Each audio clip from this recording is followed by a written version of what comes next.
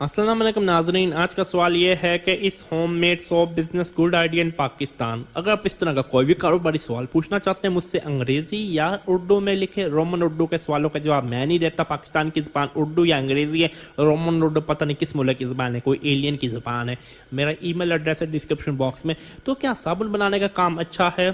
मैंने यार साबुन बनाने का मैं दिखा नहीं सकता हूँ, मैंने शुरू किया हुआ है।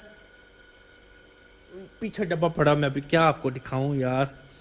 मैंने वो ट्रेस ली हुई है। 180 साबुन मैं एक दिन में बना सकता हूँ। उस तरह की मुझे कामयाबी नहीं मिली। मैं अर्ली प्रोजेक्ट में साइड प्रोजेक्ट पर टेस्ट किया, लेकिन काम बहुत अच्छा है। काम लिटरली बहुत अच्छा है। मैं आपको सिर्फ ट्रेस लेनी होगी, साबुन बनाने का बुक्स आपको मिल जाती हैं ऑनलाइन, आप कोर्स कर सकते हैं। 1-2 दिन का ट्रेस आप लेनी होती हैं।